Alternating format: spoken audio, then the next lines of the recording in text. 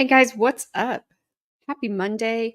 Um, I'm here, but I'm not here. It's really weird not having any of you with me at this moment.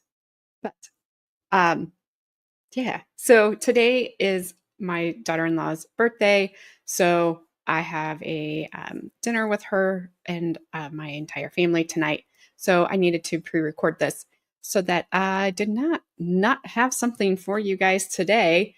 I apologize for not being here Friday. I don't know what I was thinking when I said that I could do the Lori Vallow trial. I think what I was thinking was the judge didn't have court on Fridays on the last trial. When he said he was going to have court on Fridays, this trial, I was like, man, I'll figure it out. It was easier to figure that out 5 months ago. I have an 11-month-old granddaughter now, and she's a little harder to keep entertained, and there was no way, no how I was going to be able to keep her entertained for several hours of Lori Vallow. How I do miss, I'm a little disappointed that I missed her getting kicked out of court. I watched a little bit of her cross-examination this morning. She's an idiot. The only thing that would have made her getting kicked out of court any better is if she would have been zapped on her way. Like, zippity zappity, see you later. So I'm not sure going forward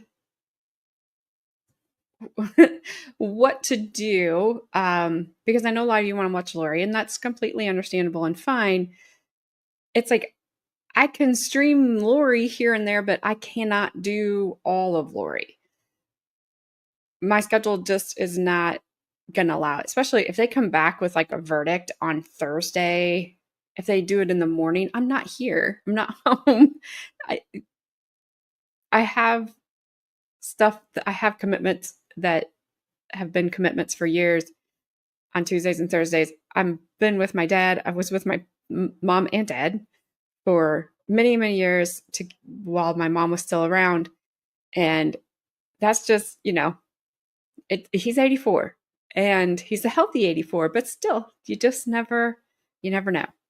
So that's why I'm kind of going. I told Gabby, I was like, listen, if I ever say I'm going to do a live trial again, just smack me. Like, just be like, what are you talking about? You cannot do this. So today, oh, wait. So before I move on to what we're doing today,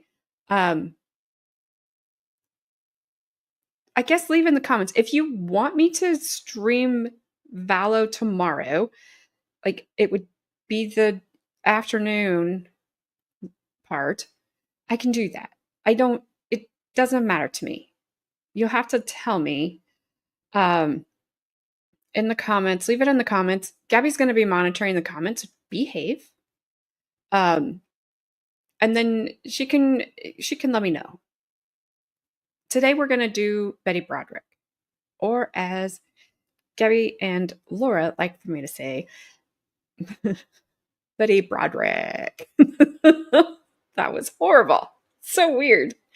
And so that's what we're going to do today. The defense has started. I don't remember the prosecution resting, but they did. So today it starts the defense. This first guy that's up, he like, did you do something before you came to court? Because he's kind of funny. The mannequins make a return. We are going to do half of the day today because it's over 3.5 hours long, and that's just too long. So we'll do half of it today. We'll do the rest of it either tomorrow or whenever we come back to it. If you guys are like, let's watch what we can of Lori, whatever. We'll figure it out. So I think that's all. I think that's all I have to say. But I do apologize because I don't like to start something and not finish it. And Lori's just going to be in that boat. And there's just not anything I can do about it. So it is what it is. That's all I can tell you. That's all I got. That's all I can say. Let's see. I know I can speed these guys up, especially this first dude, a little bit. So we'll do that. I've got it boosted. Hopefully the sound is good, because if it's not, well, I won't know. So unmute them. And here we go. This guy is funny. He's just, it's funny. You just see for yourself. So could you please state your full name for the record and spell your last name? William Joseph McCauley. MC, capital C-A-U-L-E-Y. Thank you. Mr. McCauley, in 1989, where were you residing? 1286 Myrtle Avenue. Okay, and what area of San Diego is that in? It's right near Roosevelt Junior High School and near the maintenance entrance to the zoo. Okay. And do you know where Cypress Avenue is located in that area? Yeah. And is there a canyon that you live on? Right. There's a canyon. Okay. And do you know a residence where Mr. Daniel Broderick, an attorney, lives? Yeah. I know where it is. Do you were you aware of a shooting that took place on Cypress Avenue in the early morning hours of November 5th? Yes. Okay. And can you tell us where your residence is in relationship to his residence? East, south, and west of his residence. Okay. And approximately how far in feet or yards would that be? Probably around 400. I would say 400 feet. Okay.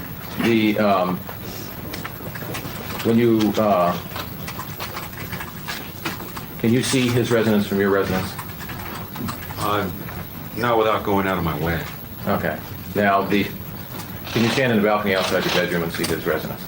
No, not outside the bedroom. I would have to go all the way to the edge of the deck on the other side of the pool and look down the canyon. Okay. I don't know why I found that funny. Can you see Dan Broderick's house? Well, not going out of my way. I'd have to walk out of my bedroom and walk down the other end of the deck. Well, okay, sir. How big is your deck? Don't answer that. In the early morning hours of November 5th, do you remember hearing anything? Yes. And what did you hear? I heard 5 gunshots. Okay. Now, are you familiar with guns? Yeah. And what is your familiarity with guns? I've gone hunting and I learned how to use guns properly, and I've been to a shooting range, and I've heard guns off in the woods when I was hunting. Okay. And how would you describe the shots that you heard? They were all in succession. Okay. And how quick were they? One after the other. Can you say how it was? Bam, bam, bam, bam, bam. Okay. And did you hear a echo associated with the shots at all? No. Do you remember what time it was in the morning? It's about 5:30 in the morning. Okay. And do you remember what the lighting conditions were? It was still kind of dark. Right before it just began to get light, I think. Yeah. Were you awake at the time that the shots were fired? Yes, I was wide awake. Okay. And how long had you been awake before the shots were fired? About a half hour. Okay. Did anyone come to your door at all afterwards, police officers? No, police came. Okay. Did you look at a clock when you heard the shots? Yes. Okay. And that's how you know it was 5:30? Right. Have you heard shots in that area before? Not in that specific area. I'd heard shots over in the park area off in the distance. Okay. Nothing right in the neighborhood before. And I take it you didn't know there's been transients stay down in that canyon sometimes. Yeah, I knew that. Okay. And so you didn't know exactly what the cause of the shots were? I had no idea. I have no further questions. Thank you, Mr. Early. Ms. Wells? Mr. McCauley, when you heard the shots that morning, did you call the police and report them? No. And you indicated that the shots that you heard were are you indicating that it was exactly 5:30 when you heard them? Did you look at the clock and see that it was 5:30, or are you just estimating? I don't know the exact time. My clock said 5:30, but my clock varied in time. Okay. You know, off and on. There's another person living in the house. The electricity got shut off once in a while, and the clocks got changed. And who knows what happened? But I would say it was right around 5:30. Okay, so you're I indicating... did look at the clock and it said 5:30. That was my question. You're indicating you don't know for sure whether your clock is accurate, but you did look at the clock and it said 5:30? Yeah, it's accurate enough to be right in that vicinity. Do you recall testifying before that you looked at the clock and it said 5:25, 5:26? Yeah, it could have been 5:25, 5:26. Well, I guess my I question don't is, recall exactly, it was 2 years ago. I understand. My question is, do you recall specifically looking at the clock and seeing the time? Or are you just... Yeah, I looked at the clock. I looked at the clock twice that morning. Once when I woke up, and the next time was right after I heard the shots. I looked at the clock. Okay. And you're indicating it was either 5:30 or 5:25 or 5:26. Yeah. Now, you live on, at that time, you lived on a canyon, correct? Yeah. Was it a house or an apartment? What did you live in? I live downstairs in a big house. Okay. And is the house right on the edge of the canyon, or is there something between the house and the canyon? No, I was right on the edge of the canyon. Did you have a backyard? Yeah. And if you go out the backyard, you then would hit canyon at the end of your backyard? Yeah, at the edge of the deck, it's canyon. Okay. Now, this is a big canyon, right? I mean, it's a fairly deep canyon and long, wide canyon there. Yeah, I'd say the canyon is probably 90 foot wide, something like that. 100 foot wide, maybe. You indicated that you felt the distance from your house to where you believe Mr. Broderick lived was 400 feet. Did you mean 400 feet or did you mean 400 yards? Well, I think it was further. I think it was more like 400 yards, yeah. Do you recall testifying before that it was about 400 yards? Yeah. It is about 400 yards. Okay. So I'm sorry. I'm very familiar with that neighborhood. Right. I know. You indicated 400 feet. I thought you might have Yeah, just been mistaken. 400 yards is more like it, yeah. So we're talking 4 football field distances approximately. Okay. And Mr. Broderick's house, as you understood it, was way across the canyon on the other side of the canyon, correct? Yeah, it's on the other side of the canyon. Okay. It's not on the same side of the canyon that you're on. Correct. It's on the other side of the canyon and down the canyon, about 400 yards. Correct. Okay. And there was a fair amount of echo in the shots that you heard, correct? No. There is no echo. Do you recall giving an interview to an investigator on October 2nd, 1990? Telephone interview? Yeah. And isn't it true that you told that interviewer that you didn't know where the shots came from? They came from down the canyon and it really echoed all the way up the canyon? Well, there wasn't like an echo. It wasn't like a delay. Yeah, I mean, okay. The noise carried up the canyon, yes. What the heck is an echo? It wasn't like an echo. Like, duh, dude. Told ya. He's a little out there. Or he's just a little... He had some special brownies and stuff. Maybe. I don't know. Allegedly. But it was not an echo. Okay. You did tell that investigator that the shots echoed all the way up the canyon. I don't recall saying that. I might have said that, but that's incorrect because there was no echo. If I could just show you this interview. It's an interview dated, Your Honor, October 20th, 1990, prepared by investigator Peter Bum. And referring to page 6, there are no line numbers. If you could just read the yellow portion there. Does that refresh your recollection about whether or not you told him that the shots did echo down the canyon? I might have used the word echo, but that's not what I meant. Okay. It wasn't like yelling into a cave and having your voice come back to you. There wasn't an echo. And you did indicate, that you were in your bedroom at the time that you heard this, is that correct? Correct. You said that you had been awake for some time.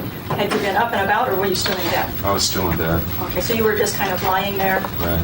And you indicated that it was just beginning to get light, is that correct? Yeah, I got light shortly after that. Do you recall previously testifying that your recollection was that it was just beginning to get light at the time? It was still dark. I couldn't see across the deck. You know, looking out the window, I couldn't see across the deck, but it got light shortly after that, so it was just, beginning to get light. I have no further questions. Broderick, No, Your Honor. wouldn't stay excused. Yeah. I have no further questions. Thank you very much, Mr. Collins.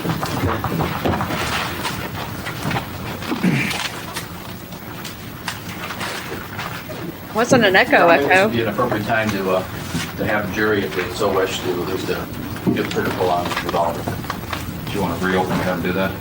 Yes. Offer people's point of foreign evidence? Yes, sir. Any objection? So if you remember, the last time we watched this trial, it was the state had brought out the weapon that Betty allegedly used, and they wanted the jury to handle it and see the I assume I can say it, the trigger pull. They want them to handle it and pull the trigger. So that, which we all thought was kind of odd to do in the courtroom, but hey, what do we know? And they're getting ready to do just that. No, Your Honor. 24 is received. Take the trigger lock off, make sure it's empty. Ladies and gentlemen, you're under no obligation to test the trigger pull if you don't want to. If you desire to squeeze the trigger to check the trigger pull, that's up to you. Pass the gun. The gun is empty.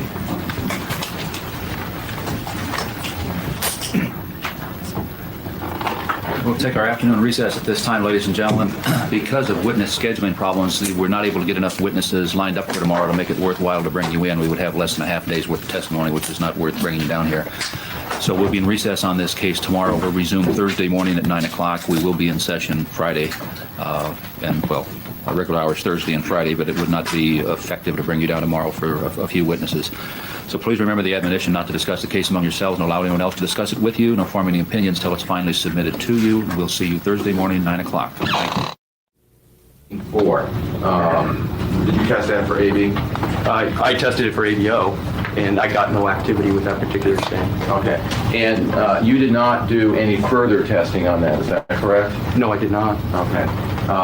Number 3, if it's a hole, if it's labeled number 3 near the top edge of the sheet with a hole in it, that would be the one you're talking about as number 3.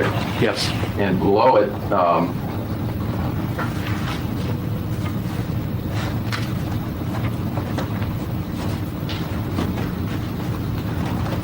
that is a stain number 4. That's no activity. That would then be number 4. Is that the one that you That's tested? correct. Okay. And if you look at the sheet on item number 6, stain, what was labeled? Was there a stain labeled number 5? Yes, there was. There should be 4 different stains on item 6. Okay.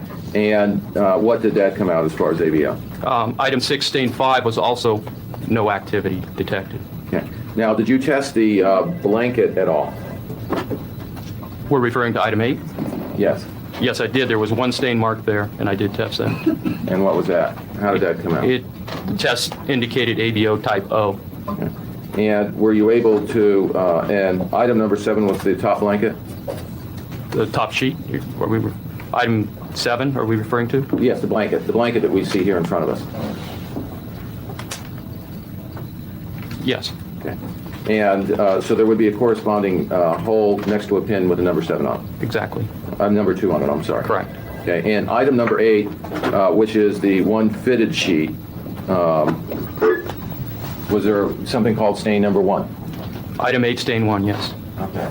And that would appear to be, if there's a pin here with number 1 and a hole cut in it, that would appear to be... That would be the stain that I analyzed. Okay. And that appeared to, did you test that for ABO origin? Yes, that stain typed as ABO type O. Was there any other stains that you tested? There were no other stains. I have no further questions. Cross-examine. Just out of curiosity, Mr. O'Donnell, when you say that you test positive for blood, and then when you test for the typing and there's no activity, you've said on a couple of stains, what does that mean? It means when we conduct a series of reactions, typically a blood stain would give you a positive reaction in one of those series of tests. However, in this particular case, a couple of stains did not yield a positive reaction in any of the individual tests conducted. So we indicate that by no activity. I'm not particularly surprised in this case because these sheets have been sitting at room temperature for nearly 2 years. And so over time, you lose a certain amount of ABO activity. So in some instances, we will not get any sort of result from a blood stain. Okay, so what you're indicating, there's no question that these are blood stains and these are human blood stains. Yeah, there's no question it's human blood. 5 of the 6 stains are human blood. Okay.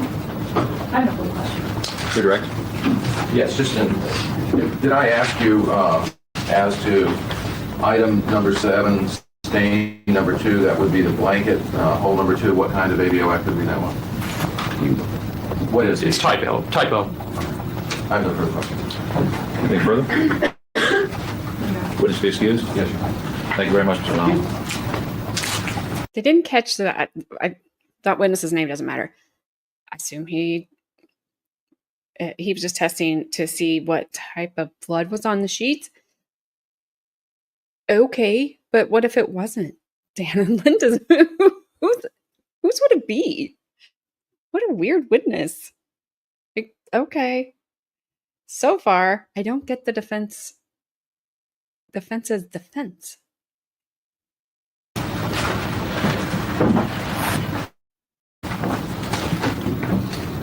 Sorry, call.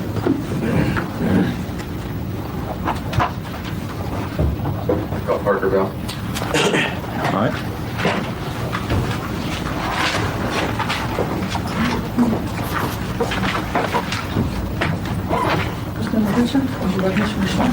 You do solemnly swear the testimony you're about to give in the matter not pending before this court shall be the truth, the whole truth, and nothing but the truth, so help you God? I do.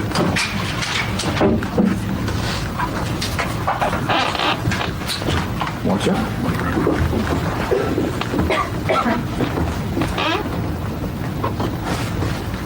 Sir, could you please state your full name for the record and spell your last name? B. Parker Bell, B-E-L-L. Thank you, sir.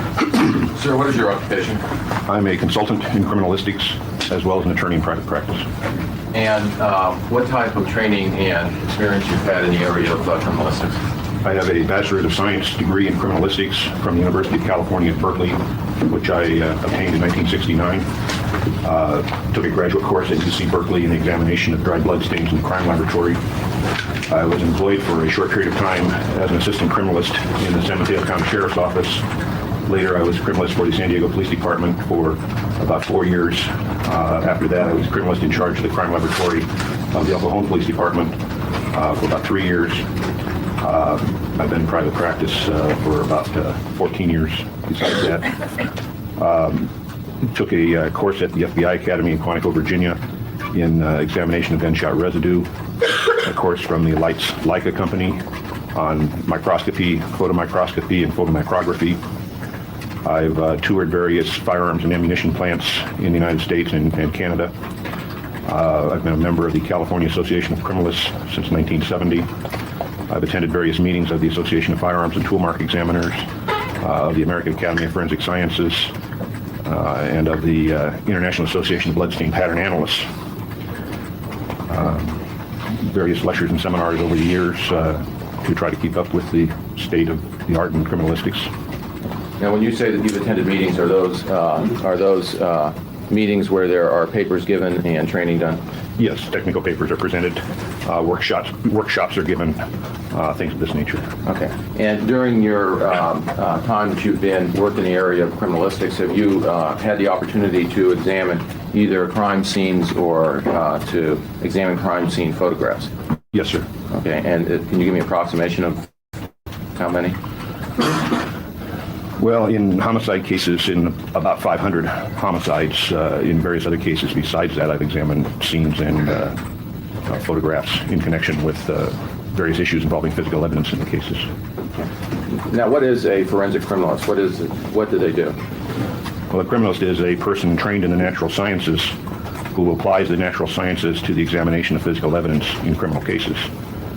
So it can be a wide variety of types of evidence, firearms and tool marks, physiological fluids such as blood, semen, saliva, issues involving stain patterns, as we get it with blood sometimes, or fingerprints, glass, paint, hairs, fibers, very wide range of things. Basically anything that can be touched can be physical evidence. Okay. And when we talk about forensic, is that the purpose of looking at the evidence and then testifying in court as to the conclusions and things that you see from that? Yes, sir. That's ultimately the purpose, is to give assistance to the trier of fact. Okay. Is there a term crime scene reconstruction? Yes, sir. And what does that mean? Crime scene reconstruction is basically a process of utilizing the physical evidence, examination of the physical evidence, and inferences drawn therefrom in order to test various theories as to prior events. It's basically a process of elimination, of using the physical evidence in order to say if this happened, then that must have happened. Or putting it another way, it's largely the use of logic, very simple logic. If event A necessarily will result in consequence B, and consequence B is not present, then event A did not occur. For example, if a person is lying under a sheet or a blanket and he's shot in the part of the body that would be covered by the sheet or blanket, there will invariably be a bullet hole in that sheet or blanket. If we don't find a bullet hole in that sheet or blanket, then that person was not covered at the time he was shot. It's basically the use of that type of logic throughout the process of eliminating various possibilities.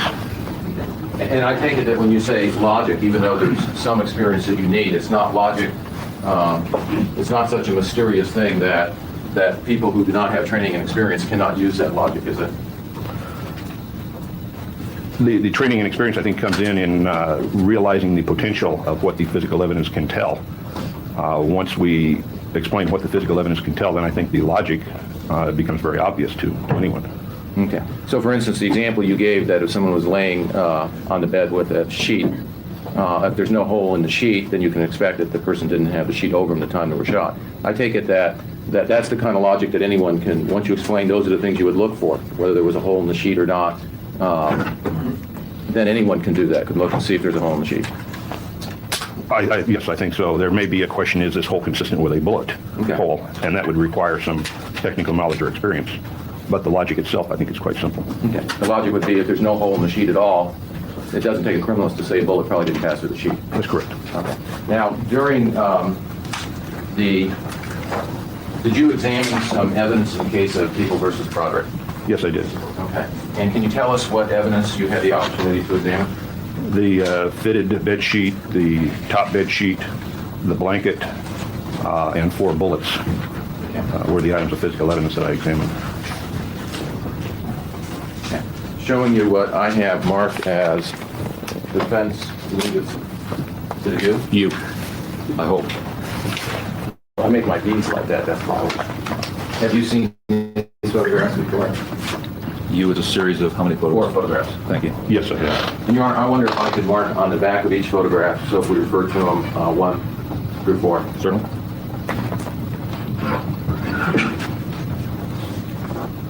Looking at the photographs, the first one up there, I put number 1 on. What is that a photograph of? This is, number 1 is a photograph of,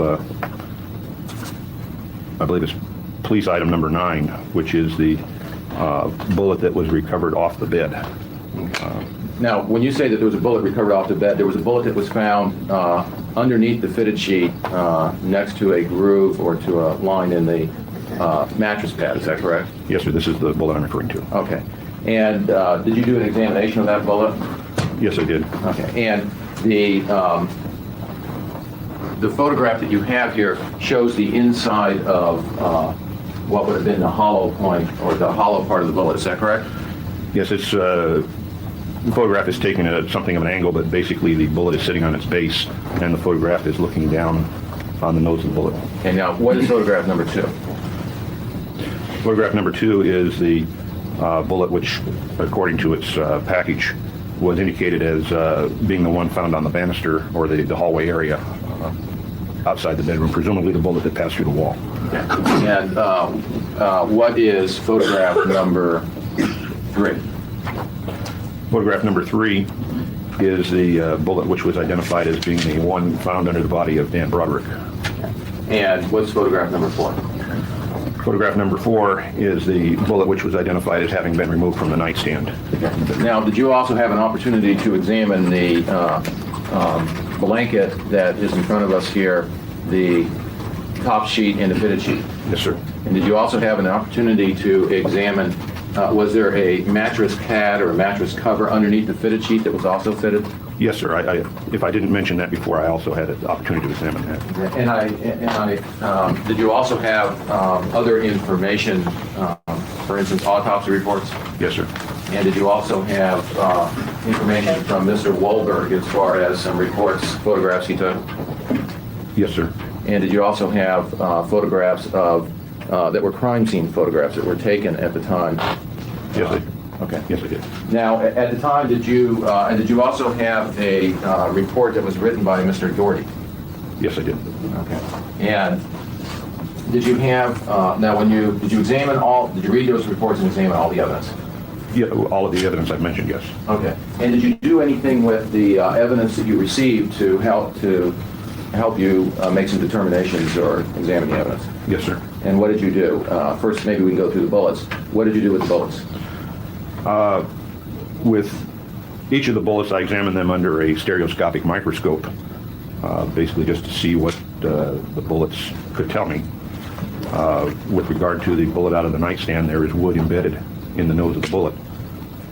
And I take it knowing that's the kind of logic we talk about, that if you know that a bullet entered the nightstand and you have that bullet with wood in it, that tells, similar to wood, that tells you that it's likely to be the bullet in the nightstand. Yes. Okay. What, did you find anything else about that bullet? I swabbed the outside of the bullet with a cotton swab and tested it for blood and got a negative result. Okay. Did you, anything else with that bullet? I did attempt to remove the wood to see if there was anything in the nose of the bullet other than the wood. I determined that I could not remove the wood without causing substantial damage to the item of evidence, and so I didn't go further with that. Yeah. What was the next bullet that you examined? I'm not sure which order Okay, put number 2 into that then. pardon me, the first one I showed was number 4. Well, then we'll go backwards now. We'll go to number 3. Number 3 is the bullet which was under Dan Broderick's body. Yes. Yeah. With that bullet. Well, first of all, this bullet gelatin capsule. There is still other material still caught in the nose, which are textile fibers. On the end of the post in the center of the hollow point, there's a fabric impression. The fabric is actually impressed onto the lead there. Besides the materials that had been removed previously, there's still textile fibers that are still caught in the hollow point, between the hollow point and the post. I removed some of these. Some of them are white, some are blue fibers. The blue fibers are a synthetic material. Some of the white fibers are cotton, some are synthetic material. Okay. Now, did you examine the blanket and the sheets here? Is that correct? Yes, sir.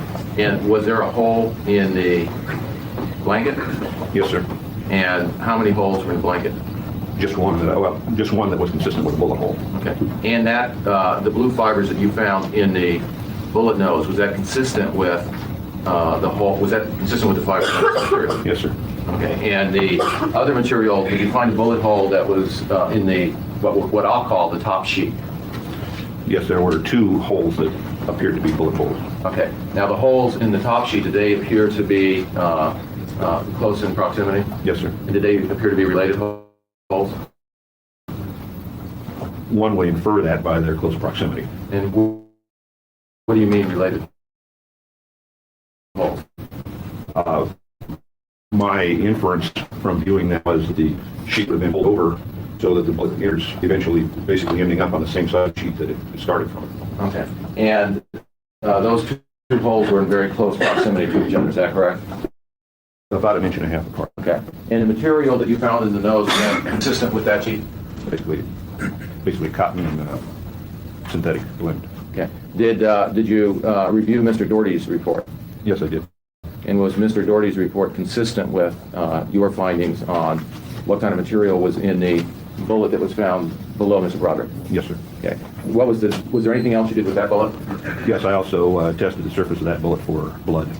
And Got a positive result on a presumptive test. and did you do anything else? No other than photograph it. Okay. What's the next bullet we have there? Number 2 is the bullet found, which apparently passed through the wall. Examining that under the stereoscopic microscope, the nose of the bullet is filled with a white material that looks to be consistent with plaster. I didn't do any further testing of it to determine if it was plaster. I again swabbed the surface of the bullet and tested that for blood and got a negative result. Okay. Assuming that we have a bullet that went through a plaster wall, would it appear that that would be consistent with a hollow point going through the wall gathering material? Yes, sir. Yeah. And that was purported to you to be the bullet that did go, in fact, through the plaster wall? That's correct. Okay. Now, did you examine another bullet? Yes, sir. And which bullet was that? This was the bullet that was found under the sheet on the bed. Examining this bullet, I did not see anything remarkable within the nose of the bullet. I again swabbed the surface of the bullet and got a negative result for blood. Yeah. Now, assuming that we have... I don't understand what he's doing, but maybe you guys do, and somebody will leave a message. This seems like to be something the state would have asked, but I'm not an attorney, so what do I know? I don't know. Like, why are we going through this evidence again? These two people aren't here. They aren't on an island somewhere because they faked their own unalivings. They're not here. She was there. Like, there's not, doesn't seem to be the question of that. Question is, to me, would be more of her, where was her mind? I guess. I don't know. It's so weird. At a hollow point at a very high velocity before it hits anything, if it passes through material, would you expect material to gather in, is it consistent that material will gather in the bullet itself? Objection to the very high velocity. Quantify that. Well, overruled. Did you examine the type of ammunition in this case, Mr. Bell? I'm aware of what type of ammunition it was. All right, go ahead. Just rephrase it using that terminology. Okay. Assuming that we have the hydro-shock ammunition, I'm talking about when you first shoot a bullet out of the gun, it's going pretty fast, is that correct? Fast is a relative term. Certainly faster than I can move. Okay. And I take it that after the bullet passes through a body, it's going to be moving at a much slower speed. Yes, sir. Okay. And at the speed that a bullet would go out of this gun using this kind of ammunition, would you expect that when it passed through a material that it might take some of that material into the hollow point of the bullet? It's very possible. It's not invariably that it would happen, but Okay. not unlikely. And I take it that as the speed gets lower, there's less chance of it gathering material. It depends on what type of material we're looking at. Okay. And was the not finding of any of the material from, at least from any kind of material at all or anything from the bedding, consistent with Mr. Doherty's findings on that bullet? Yes, sir. Okay. Now, at some point in time, did you examine the sheets and the blanket and the mattress cover? Yes, I did. Okay. And, Ron, if we could just have marked for identification, just so we have what the mattress is. You actually mark the mattress itself? It's not the original mattress, Your Honor. I don't see, I don't have a particular objection, but If you want it marked, go ahead then. Just so that we have it. I'm not saying it being introduced to evidence. I just wanted at this point in time just to have. All right. Defendant's V. Yeah. Okay. Now, at some point in time, did you examine the sheets and blanket? Yes, I did. Okay. What was the purpose of examining the sheets and the blanket? Basically, to try to reach some conclusion as to how the events may have occurred by trying to place them in some reasonable manner to learn as much as possible from the evidence. Did you do some examination or look at the evidence in a ballistic sense of looking to where the bullets ended up, what kind of gun was used, how the gun would be fired? I examined them in the sense of trying to determine how the bullets would have struck the materials relative to this case. Yes. Okay. And I take it that you were able to look at Mr. Wolberg's photographs as well as his report? Yes, sir. Okay. And did you look at, as a criminalist, when you're trying to determine something about where someone is shot, is it only ballistics or firearms that can be used?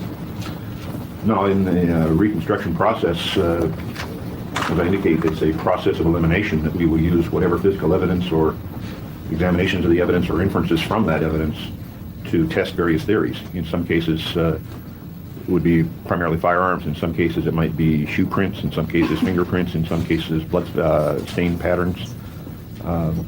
In some cases, it might be fiber transfers or hair transfers. Now, in this case, then, you did some review of the ballistics, and in this case, is that correct? Yes, sir.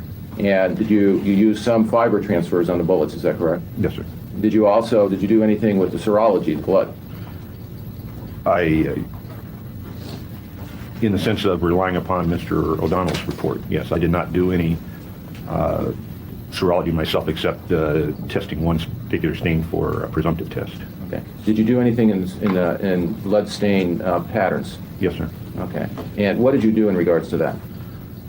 I examined the blood stains on the sheets and blanket in relation to each other as they were found at the scene and as I could place them on the mattress, trying to reconstruct the events. Now, did you actually place the sheets and blanket back on the bed? Yes, I did. Okay. And have you done that again today here? Yes, I have. Okay. Now, did you do it so that they appeared to be the same as they were in the photograph that you saw, the crime scene photographs? I placed them as closely as I could to the crime scene photographs, yes, sir. Okay. And how were you, for instance, the top blanket, was there a way that you were able to determine what was on the bottom of the bed and what was on the top of the bed?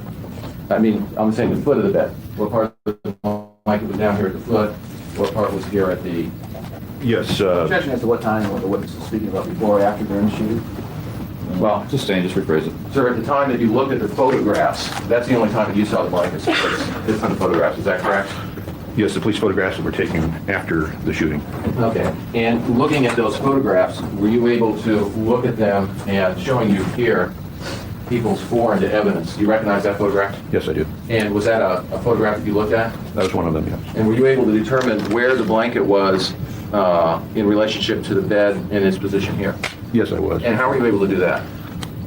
By looking at various landmarks on the blanket, that the blanket is hand-stitched, and looking closely at the photograph and closely at the blanket, the different corners of the blanket are actually different, and we can identify which corner that is that's depicted there in photograph B that you're holding there. Okay, so assuming that we have photograph B on number 4, and assuming this was a photograph actually taken to the police officer by the police officers, even though they removed the blanket from the bed, you can place it in that position because this blanket has unique characteristics on each corner.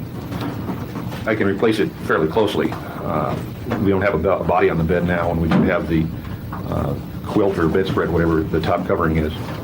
But with those limitations, yes, I placed it as closely as I could. Okay, so we know, for instance, the corners are placed in the correct place in the photograph. Yes, sir. Okay. Now, were you also able to place the sheets, by looking at the photograph, place them in a relative position of how they were found in the photograph? Yes, sir. And how were you able to do that?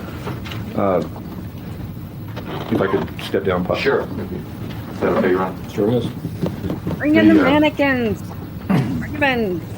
Most significant point I was using was a landmark here of two fairly large stains on the top sheet, and placing those relative to the blood spatter on the bottom sheet.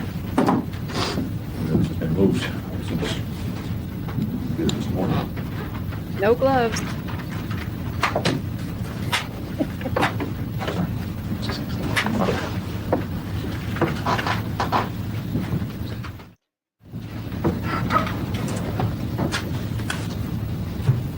Must have taken him a while to get that just right. In the photograph B of Exhibit 4, this fairly large stain can be seen just about on the edge of the mattress, and this smaller stain just above it.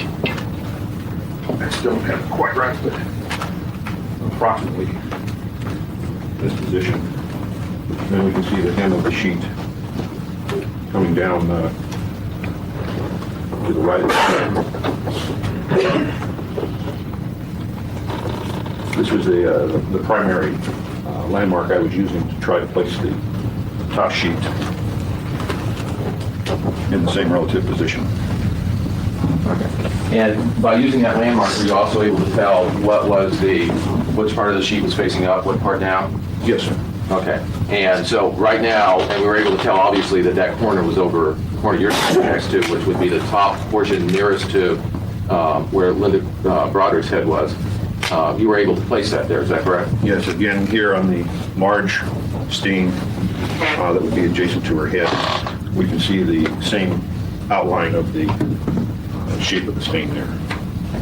Now, were you also able to place the bottom fitted sheet on the bed in the same place? In other words, the corners were in the correct corners as they were in that photograph? Yes, sir. And how were you able to do that? You refer to the bottom fitted sheet? Or Yeah, the bottom fitted sheet. Well, again, this is the same heavy stain here on the bottom sheet. And you can see the blood spatter pattern here, which is visible in photograph 4B. Okay, now you refer to a blood spatter pattern on that fitted sheet. What is a blood spatter pattern?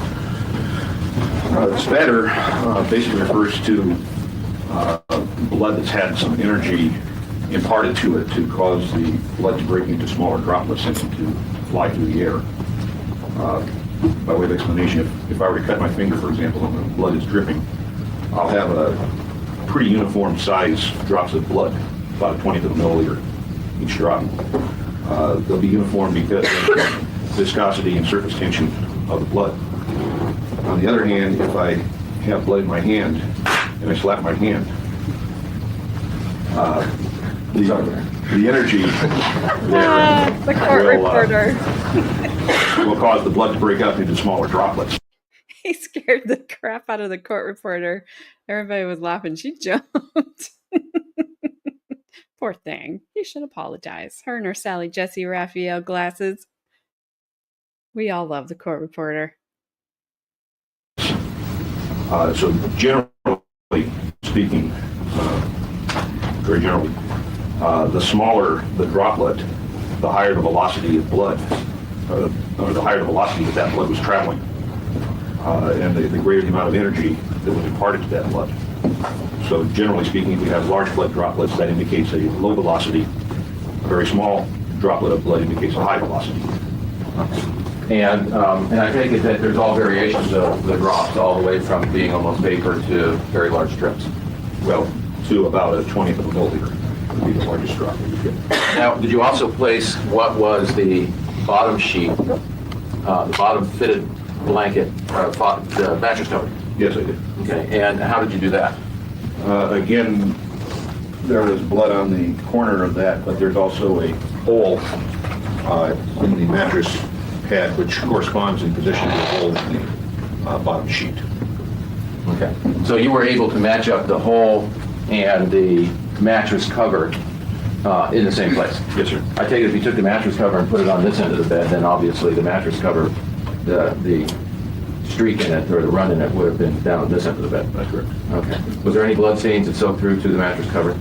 Yes, they correspond generally with the pattern on the bottom sheet here. Okay. And I was using that as well, Now, determining that they were in the same position. okay, now, so were you able to then, when you put this back together, were you able to measure the distance of, we have a hole in the middle of the sheet here, is that correct? Or in the middle of this stain? Well, within the stain, it's not in the middle of the stain or in the middle of the sheet, it's within the stain. Okay, and was that identified as anything making that hole? Well, it appeared consistent with a hole made by a bullet, which is not coming in nose first. Okay. So, and I take it that when a bullet passes through a body, or it can sometimes change directions? Normally, it will change direction. It will normally not go through nose first. The center of mass of the bullet is generally behind the center of it, and the bullet will tumble and become unstable. Okay. So this bullet appeared to be, when it hit that sheet, rather than nose first, was the back or the bottom or the side of the bullet? Well, it was not making a nice round hole as it would if it were fired directly from the gun into the sheet. Okay. I'm not sure which part of the bullet would be hitting first, but Now, were you able to measure then, after you set it up on the bed, as far as where the sheet was and the mattress cover in relationship to the hole, were you able to measure from the edge of the bed to the hole and see what the distance is? yes, that distance is about 13 inches, 13 and a half inches to the edge of the mattress. Okay. Now, there was a there was a exit wound in Linda Kolkena's back, was there not? Yes, sir. Okay. Were you able to, was there anything in the autopsy report where there was a measurement of the wound from the top of the head to where the exit wound was? Yes, the autopsy report indicated that the exit wound was 13.5 inches below the top of the head. Okay, and this measured, what was this measurement here? It's a little hard to figure out exactly where the edge of the mattress is, but it's 13 or 13.5 inches. Okay, so you didn't use dummies on measuring this, did you not? No, I just used the ruler. Okay.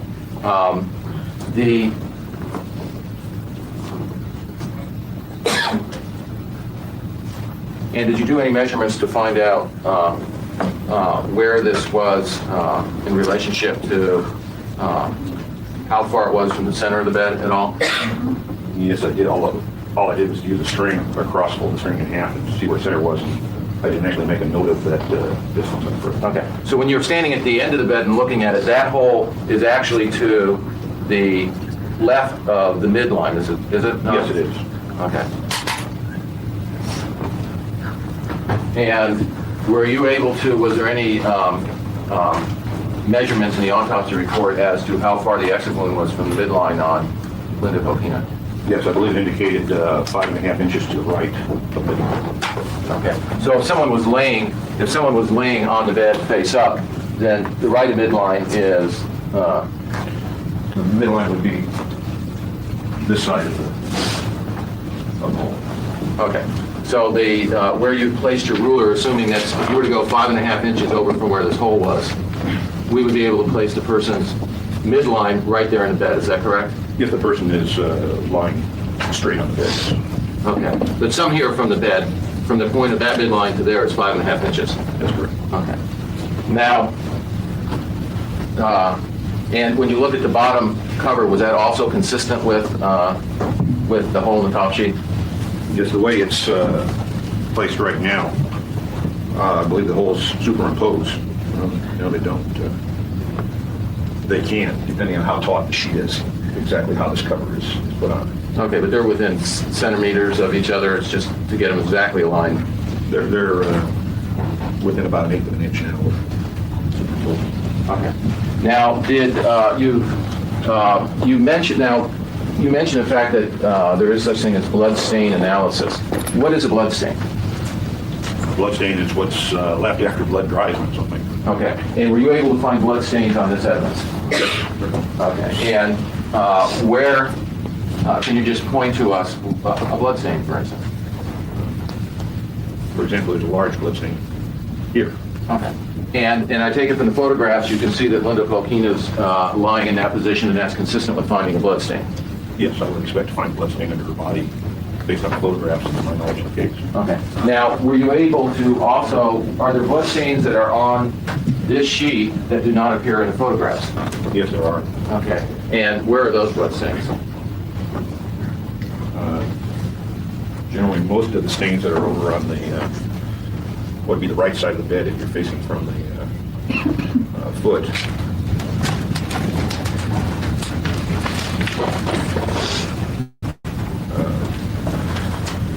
Basically, all of these stains do not appear in photographs. There is one stain on approximately the center of the bed that does appear in photographs. I'm not certain whether it's this one or not. Here is some blow-ups, and again, I'm sorry, you can see it referring to people's A, E, and F. Do they help you see which ones were originally in at least the photograph? Yes, well, this smear here appears in photograph F, although it does not appear in the photographs that show Linda's body on the bed. So at the time Linda's body was discovered in the bed, this elongated blood stain was not there. That's correct. And so somehow that was transferred after that photograph. That's correct. And is there such thing as a transfer? Yes. And what is that? Transfer stain would refer to a stain where we have one bloody object that contacts another object and blood is transferred from the bloody object. What was previously not bloody. Okay. And is there, in the other stains that you've indicated on as you're facing the foot of the bed, which would be on the right side, are those, did these appear in the original photographs? Nothing else. And what do they appear to be? They appear to be very likely to be transfer stains. Okay. I can't tell for certain as to most of these whether they are or possibly blood dripping. Well, we have a photograph. They're basic. They appear most consistent with transfers. We have photographs here of the bed without Linda Kolkena in it, obviously after she's been moved. Is that correct? That's correct. And there's no blood transfers over on that side, is there? No, they do not appear in the photograph. Okay. Now, could that be, those blood transfers be caused by somebody taking the sheet off the bed and just folding it up together? I think that's the most probable explanation for how this thing's got here. Now, is there a way to preserve, you have a sheet, a bottom sheet here, and you've removed the body in the top one. Is there a way to preserve the evidence in at least that state, as far as blood evidence? The best way to preserve the pattern would be to let the material dry and then carefully fold it up. Okay. And it would appear that in this case that somehow blood was transferred from somewhere onto the sheet in another position. That's correct. Okay. Now, you indicated that there was a blood. Now, the way that we have the blanket here now is the way that is close proximity to the way it was in the photograph. Is that correct? That's correct. Okay. Was there a time when the sheet, well, let's first of all take the sheet and the blanket and move it. If you can show us where the hole was in the blanket and in the sheets as it sits here now. Who cares? The two holes in the sheet are located here. There's some, if you, I keep trying. I keep waiting for him to connect this and why this matters for the defense. I'm not there yet. I'll admit I've zoned out a couple times. I'd reset a couple things on my calendar so I don't forget to do things. This helps him. This helps her. Zero. We know what happened in the bed. We know what happened in the bedroom. We know allegedly who did it.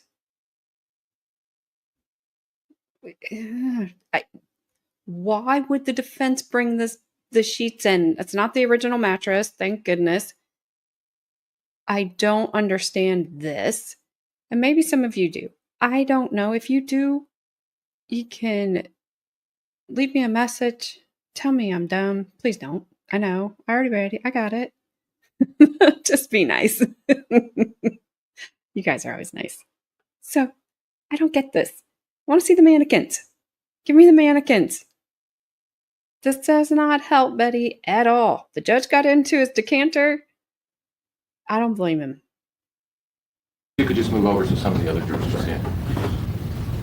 Here, adjacent to this large stain that was on the edge of the bed. Okay, and where's the hole in the blanket? On the blanket is located here. This edge of the blanket appears to have been originally the top edge of the blanket, as it would have been sitting on the bed in the normal configuration. Okay. Now, if we, first of all, now if we just take the blankets and the sheets the way they are right now on the bed and move them back, then we have at least the corners where they would go, right? That's correct. Okay, so if we take this sheet and move it over here, and we can assume this is the way a bed would normally be made up. It opens up just like this, is that correct? I would think that, yes, the sheets and the blanket would be fairly much square on the bed. Okay. Now, were you able to, where were the holes that were in the sheets now when you fold the blanket back? They are located here, which would be right of center, viewing the bed from the foot of the bed. Okay. And where would the, where's the hole for the? Hole in the blanket is located here, which is a little bit left of center as the view from the foot of the bed. Okay. And was there any other holes in the blanket or the sheets themselves? I saw no other holes that appeared to be consistent with both holes. Okay. Now, assuming that, and I take it that what you say is when you look at evidence and you look at the ballistics, you try to make some determination as to what might have happened. Is that correct? Or things that are at least consistent with what the evidence you find? Objection. The same. Okay. The holes that were you saw the photographs and the and the trajectories that Mr. Wolberg did of Mr. Daniel Broderick. Is that correct? Yes, sir. Okay. And he had Mr. Broderick somewhere on this side of the bed, which is you're standing at the foot, is on the left side of the bed. Is that correct? That's correct. Okay. And it appears to be that the bullets, that the bullet that was in Mr. Broderick had passed through the hole in the blanket and a hole in the sheet. Is that correct? From the material that you found. Based on the material in the nose of the bullet. Yes. Okay. Now, you didn't find any bullet over here on the, in the position when the bed is in this made-up position that would be, you didn't find any holes here, which would be the left side of the blanket, did you? Objection, yes, to me. Or we match that. But the hole up here would be slightly to the left of the center of the blanket, of approximately 3 inches to the left. Okay, and a foot and a half, 2 feet from the edge of the bed. Depends on how high you make the bed and the blanket. Okay, and I'm talking about from this edge of the bed, left edge of the bed. From the- About 2 feet. Okay, now, and the sheets, the holes in the sheets, did you find any on this side of, No, the only holes are over here on the right side. okay. Now, is it, and it would appear that the holes, as you saw them on the blankets and the sheets, were somewhere up on the bed itself at the time that you reconstructed it from the photograph, is that correct? I'm sorry. The holes, when you reconstructed the blanket and you reconstructed the sheet, the holes were on the top up here on the bed, or close to the edge of the bed. Yes, they were near the edge of the bed. Okay, they weren't down on the floor where Mr. Broderick's body would have been. That's correct. Okay. Now, is it consistent, and you can have a seat again, when you determine where someone might have been shot in a bed, what does it tell you as to the points of where the bullet entered and where it struck the bed? In other words, when you're looking at a photograph of somebody and you have a point of entry and an exit, and then you have a strike point on the bed, what does that tell you? Objection, unless he's going to relate it to some specific evidence on this bed. Rephrase it. Okay. Sir,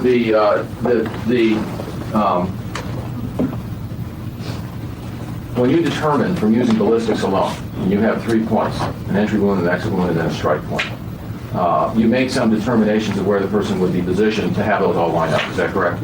Yes, you would generally make the assumption that the bullet's traveling in a straight line. Okay. Now, does that tell you where the person was 2 minutes before they were struck by the bullet? No, that would only be at the moment the bullet passes through the body. Okay. So if somebody was sleeping on, and again, from the foot of the bed, the right side of the bed, and for some reason was sleeping on their side and started to roll over and was shot, you would find the patterns that we have here on the bed as far as the hole in the sheet underneath. Is that correct? I'm going to object to leaving, Your Honor. Well, it's the same, just ask where you expect to find the hole in the sheet. Okay, where would you expect to find a hole in the sheet if the person started here but was shot when they rolled into that position? Well, again, I would expect the bullet to travel in pretty much a straight line through that person, and wherever that person was at the instant of being shot, the bullet would exit in a straight line from there.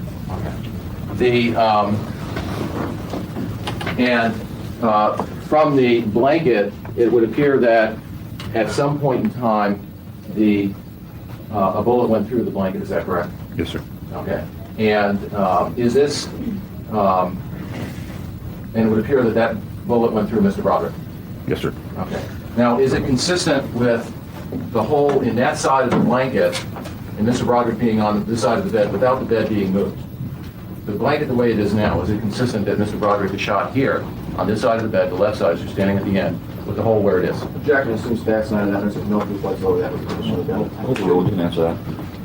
No, it would appear that the blanket would have to be pulled over to the left side of the bed. Okay. So as a criminalist, then you would have to look to see why Mr. Broderick would be shot over here, why the hole is, how the blanket moved over here. Is that correct? It would be one of the things that you would look at the evidence to determine.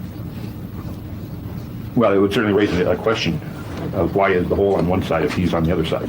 Okay. That the blanket had to have been moved. Okay. If somebody was laying in a bed and started rolling very quickly and pulling the blanket with them this way, then the blanket would move over. Is that correct? Yes, sir. And that would be consistent with somebody being shot here, but the blanket being pulled over this way. Yes, sir. You mentioned blood spatters. Did you find some blood spatters on the bed? Yes, sir. Okay, and where did you find those? generally on this area, on the top of the bottom sheet, and in this area on the side of the bottom sheet. Okay. Now, were you able to find them in one area more concentrated than the other? I mean, were they more concentrated in the top part, the bottom part, or the side part? I don't know that they're more concentrated, particularly they're generally in this area. They look consistent with being from one spatter. And how would you describe the velocity of those spatters? This would be what I would consider to be a high end of the medium velocity of blood spatters. Okay. And can blood spatters be caused by, can they be caused by exit wounds? Yes, sir. Okay. And so when a bullet comes out of a body, blood comes out with it? Yes, sir. Okay. And you would see a spatter pattern from that? Yes, sir. Okay. And is this... You would if there is something nearby to catch the blood. Okay. And so assuming that you have somebody that's over a sheet and over this sheet, and the wound is somewhere above the sheet, would you expect to see a spatter pattern on the sheet? Yes, sir. Okay. And is this spatter pattern consistent with the kind of spatter pattern you see from an exit wound? Josh, I have some answers. Overall. Yes, generally. If I can elaborate a little bit. Yes. Where we have a very high energy event, such as a gunshot, we will have blood breaking into very small droplets and almost be atomized. That is not a pattern that I see here. However, surrounding that area where we'll have this atomized blood, then we'll have a larger pattern of larger droplets, although still a reasonably high velocity pattern. And this pattern that I see here is consistent with the larger pattern that I'm referring to. And if somebody was up on their shoulder, leaning over, reaching for something, and there was an exit wound in this part of the arm, would that, in front of the shoulder, would that cause, if it was close enough to the bed, a pattern to develop such as this? The point of origin would have to be beyond the edge of the bed here, somewhat. If the point of origin were back here over the bed, then we're not going to get the blood on the vertical portion of the bed sheet. In order to allow the blood to hit this area of the sheet where it's vertical, we have to have the origin off the bed a little bit.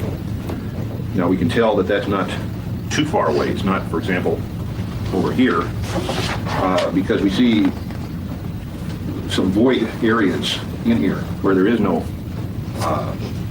blood spatter. And this is generally the result of some blocking because of the convolutions of the sheet, that we're getting the stain only on the top portion and not the bottom portion of these wrinkles.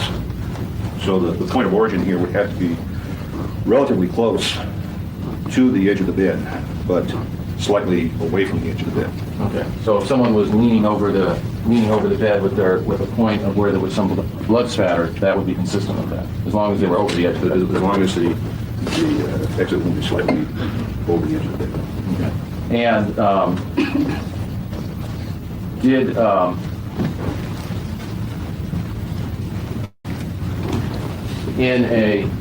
if you were to have, now that blood was, at least from the reports, was consistent with Mr. Daniel Broderick's blood, is that correct? That's correct. Okay. Were their blood typed, was Mr. Broderick and Mrs. Broderick's blood typed at the time of the autopsy? Yes, sir. And what was Mr. Broderick's type? According to the toxicology report, he was type O. Okay. And what was Linda Broderick's blood type? AB.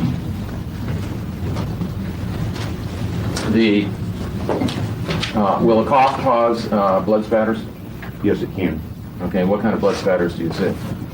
What I associate with a cough, of course, the person has to have blood in his mouth and a cough to cause a blood spatter, is a wide range of size of the spatter, from large stains down to very small stains. Okay. And did this appear, at least from what you saw, to be consistent with it? I can't rule it out completely, but I don't see the larger stains that I would normally associate with a cough. Okay. Now, I take it you don't know how necessarily this was preserved, is that correct? The evidence? Only in general terms that it was pushed together into a paper bag. Did you have any, from all the evidence that you saw, did you have any arguments with Mr. Wolberg's opinion that all the shots appear to be fired from the, as we're looking at the bed, the right side of the bed from approximately the same location? No, I have no dispute with that. And did you have any dispute with the approximate distance that the shots were, how far the person was away from the bed? In other words, No, basically he had one shot that had 3 points, fixed points, the shot through the wall, in which the line of the shot had been very precisely determined. Then we have the shot into the nightstand, which would be approximately the same as that. And then the shots into the body would be consistent with that. so so at least as to Mr. Wolberg indicating that the person was just inside the door of the room and some distance from inside the bed, that was something that appeared to be consistent with all the evidence you saw. Objection, Your Honor, that's against the evidence. Mr. Wolberg did not say she was just inside the doorway. Sustain, just rephrase it. The distance that he placed her inside the doorway and on the side of the bed appeared to be consistent with what you saw. Yes, I have no disagreement with that.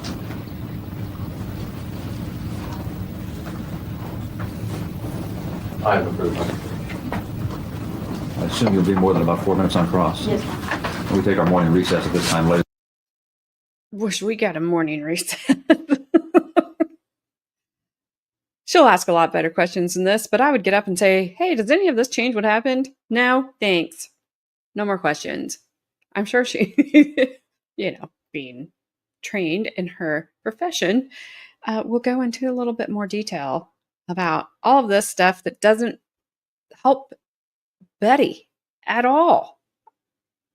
I think it hurts her. What if somebody was like leaning up on their shoulder, reaching for something? What was he reaching for? The phone. I mean, come on. The jury has just got to be going, what is going on? If WTF had existed back then, that's probably what they were thinking. Like, WTF's this guy doing? I thought the state rested. I'm confused. All right, here we go. Cross-examination. Ladies and gentlemen, please remember the admonition. We'll be in recess until 5 to 11. Give you enough time? In recess till 5 to 11. Mr. Early, did you want to reopen? Yes. People have no objection? No, Your Honor. Go ahead. Oh, yay.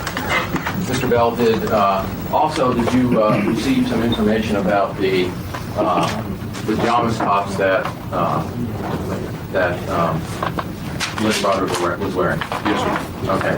And what side of the pajamas tops was the hole in? In the right side. Okay. And we're talking about the entry hole? Yes, sir. And it was on the left side of the body, the entry hole? Yes, sir. I have no further questions. No comment. Cross examine. No comment. I don't want to see any. One moment, Your Honor.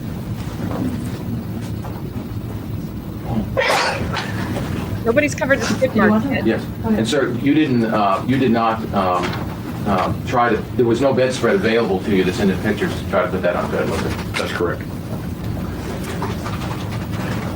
Cross. Thank you, Your Honor. Good morning, Mr. Bell. You have indicated that basically what you're saying is you don't have any disagreement with the position of Elizabeth Broderick when she shot Dan and Linda Broderick with respect to how Mr. Wolberg testified. Is that correct? That's correct. Okay. So, I mean, if we look at the bed here. Do you guys see what I see? There's the mannequins. They're sleeping. They're sleeping right now. Not very comfortably because they have dowel rods through them, but they're just snoozing there underneath the covers. And she's going to reenact the whole thing. Ah, what an idiot on the defense. What a dumb move. Oh my gosh. All right. Obviously, the doorway that she entered that you're aware of is on this side of the bed, right? That's correct. And there's no way she could have shot them from the doorway, correct? Correct. Okay, so she had to come into the room, and she had to turn around and stand next to the bed and point the gun at him to shoot him, correct? Well, depending on what you mean by next to the bed. somewhere over on the side of the room by the fireplace. All right, well, you indicated that you felt the most accurate of the shots, that you could line up with the laser, and that Gene Wolbert lined up with the laser. And maybe just so that you can see, crowded here. You said that the most accurate was the one that went through the wall because you've got the three lineup points, correct? That's correct. Okay, and so that laser picture shows Mr. Wolbert standing in that position next to the bed, right? Close to the bed. I'm not sure just what you mean next to the bed, but Okay. Well, you're indicating that you don't have any disagreement with the position of Mr. Wolbert in relation to the bed and how it's shown in this photograph, correct? I do not have any dispute. That's correct. Okay. And when he put a mark over here on this diagram, this yellow mark, which is, what I should identify? People 60? 63?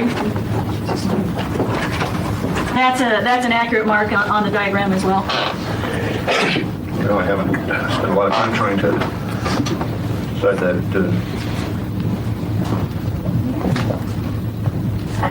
It's like, I've never seen these before. Wow. Maybe I can. Relative to this nightstand, it appears in photograph C that perhaps he's a little bit farther back. The front of his body would be approximately the middle of the X. Okay. Well, looking at that photograph there where it shows the line through the wall, Mr. Wolbert is standing in this approximate position, about this close to the bed, isn't it? He's standing more, as far as I can tell, more toward the center of the bed. More towards the center of the bed, right about here then. Maybe just a couple of inches farther back. But Okay, right about no, I'm sorry, this way. this way. Approximately there, yes. So she came in the doorway, she had come around where the nightstand was, she turned around, pointed the gun, and shot at two people in the bed, correct? Your Honor, objection, argumentative, sustained. Would you have any disagreement with this position, and this is the approximate position she was when she shot, for example, Linda Broderick through the chest? I think that would be consistent, yes. Now, this bed is obviously higher than the bed was in the bedroom, correct? That's correct. So she's actually, Linda Broderick would have been down a little bit, right like this, when she's being shot, correct? Approximately. Okay. And when you measured, you indicated that you did some measurements of the blankets and where the holes are in the blankets. When you did those measurements, you had the blankets set out flat on the bed like you had before when counsel was asking you questions, correct? Yes. Okay. So obviously there weren't bodies in the bed and covered by the blankets when you were doing your measurements or looking at the blankets, correct? That's correct. Okay. And obviously, as you can see, when you put bodies in the bed covered by the blankets do a lot of moving. There's a lot of rippling and a lot of change in the blanket, correct? Yes, ma'am. Okay. It's not consistent at all with a blanket that's laying flat on the bed. I'm not sure what you mean that it's not consistent. I mean, Well, does the position of the blanket here with bodies inside look the same to you as the blanket when it's laid flat out on the bed? well, it's consistent in that we have the same corners and the same relative locations. We now have mannequins underneath the blanket. Okay. It is fair to say that you have no idea and you have no way of knowing the exact position of the blankets when Dan and Linda were shot, correct? Not the exact position. There is certain information that is revealed.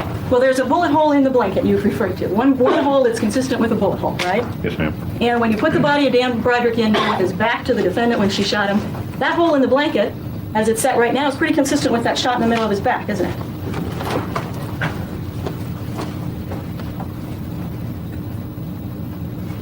With a little stretching. Sure. I mean, you move the blankets move. You move the blanket a little bit, and it's right there, right where the hole is, correct? Okay. And I mean, we can surmise that the blanket was right there where the hole is because we've got a hole through the blanket, we've got a hole through the body, right? Well, the blanket would have to be pretty close to the body. The blanket can move somewhat after the bullet strikes it. The bullet can cause some movement in the blanket. Okay. Well, I mean, we really don't know that this was the exact position of the blanket because, in fact, the blanket could have been down like this, totally off of Linda. We don't know how it was when she was shot, correct?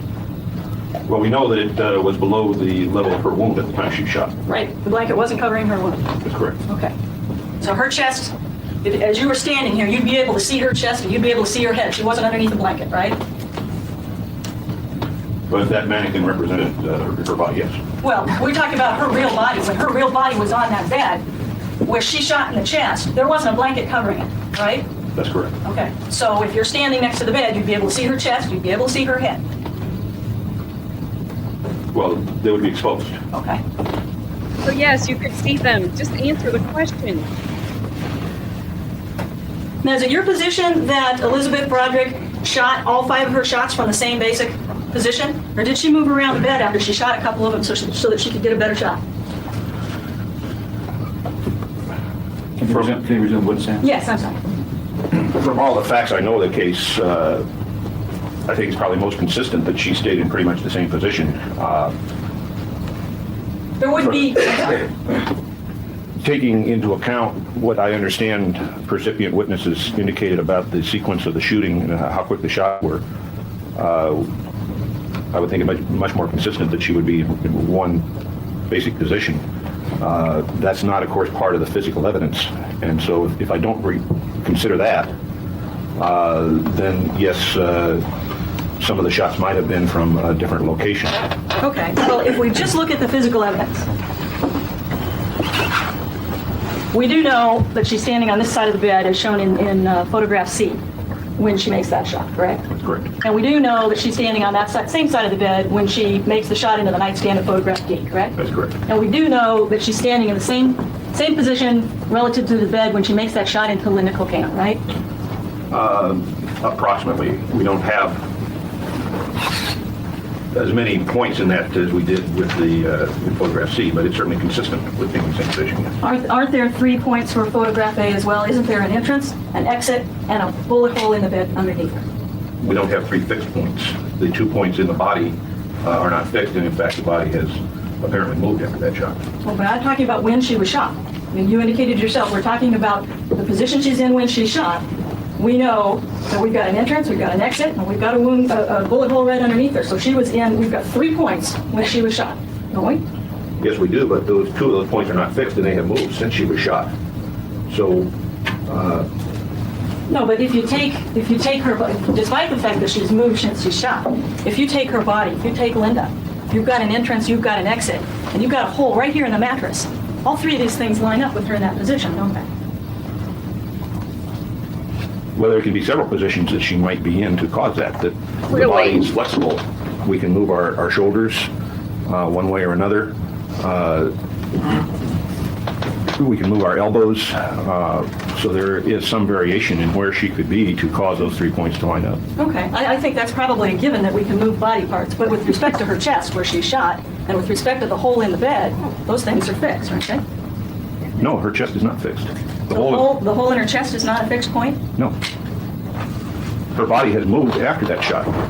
Well, I know, but there's no question, is there, where the hole is in her chest. We know she was shot in the chest in one particular spot. Relative to her body, we know where that hole is. Right, and we know that there's one particular hole on her body that's the exit one, right? Yes, we do. Okay, and that's a straight path through her body, essentially, right? Essentially, although we don't necessarily know exactly where that fixed path is. Why? She's laying there. It comes through her. The dowel rod goes right. It's straight. Even for that science there. He just does not want to answer the question. Answer the question. She didn't. It's frustrating me. Just answer the question. If we move our body around, there can be some slight variation. Okay, so you're saying that there can be some slight variation of her position, but it's basically consistent with her lying on the bed in that position. Just moved her elbow or something.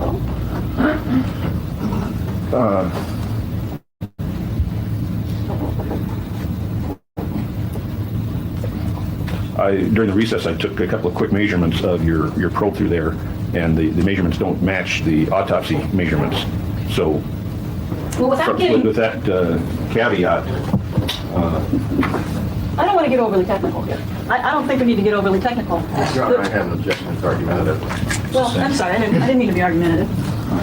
That's a question. You indicate, at least I thought that was my understanding, is that you had no basic disagreement with what Mr. Wolberg testified with respect to the position of the bodies and the position of the defendant when she shot them. Is that correct? I do not have a disagreement with Mr. Wolberg as to the position of the shooter. Now, as to the position of Daniel Broderick's body, No, we're talking about Linda right now. you said bodies in your question. I'm sorry. Just with respect to Linda, was she shot in the chest? Is there an entrance wound in her chest? Yes, Okay. And so there's no question that her chest was up and she was shot when she was lying on the bed. Is that correct? that's correct. Okay.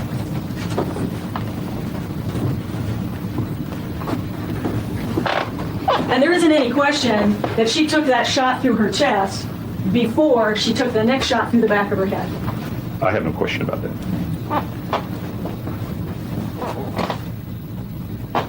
And there also isn't any question that after Elizabeth Broderick stood on this side of the bed and shot the bullets into these two people, that she had to walk around the bed to the other side, come all the way over here to pick up the phone, correct?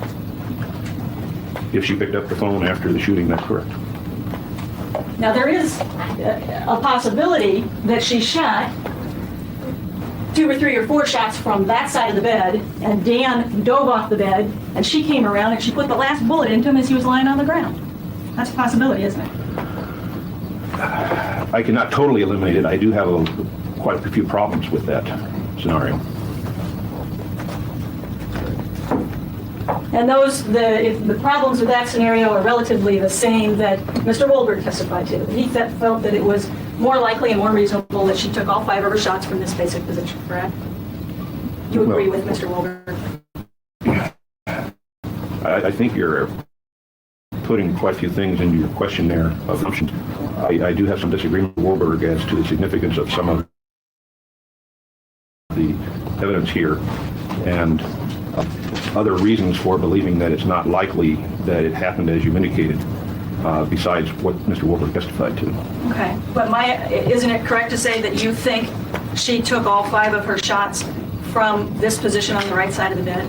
I think that's the most probable.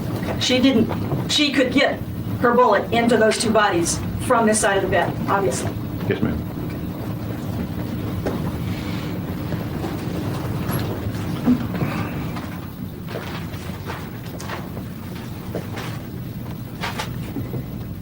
Now, this isn't the actual mattress that was at the scene, is it? No, ma'am. So there could be, we're allowing for the fact that there could be some variations in the actual mattress and with respect to how you fitted the sheets on there, is that correct? There could be some minor variation. The sheets certainly seem to fit this mattress. It is a standard queen-size mattress. Standard queen-size mattress, so it's probably pretty close, but it's not necessarily exact. Is that fair to say? Without having the other mattress, which I've never had the opportunity to view, I can't say.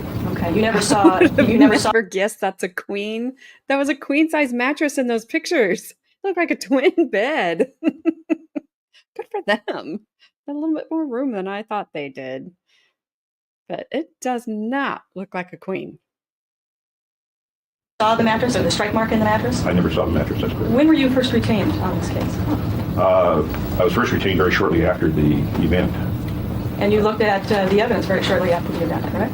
I saw some of the evidence shortly after the event. You saw the bullets and the sheets and the blanket? I recall seeing the bullets. I don't recall whether I saw the sheets and the blankets and thereafter. I believe when we viewed it early on, we were not allowed to view them outside of the bag. It was still in the bag. When you say very shortly after the event, you're talking about very shortly after November 5th, 1989, when Dan and Linda were killed, correct? Yes, it was, I believe, the latter part of November. And you didn't testify in the last trial, did you? No, I did not.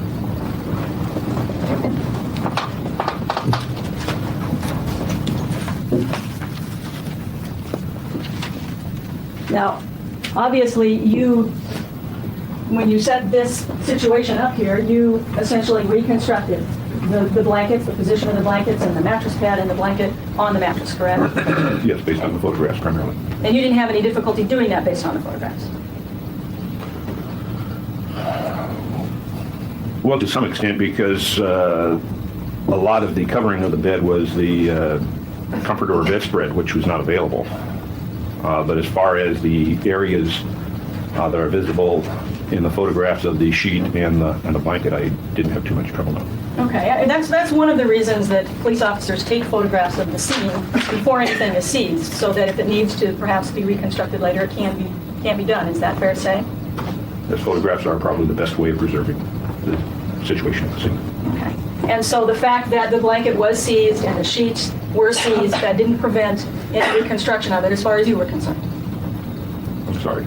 Well, there were some questions earlier of a detective about the fact that he had seized this evidence and that perhaps that caused some problem. And I'm just asking you, you didn't have any problems reconstructing the sheets or the blankets based on the fact that they had been snatched from the scene.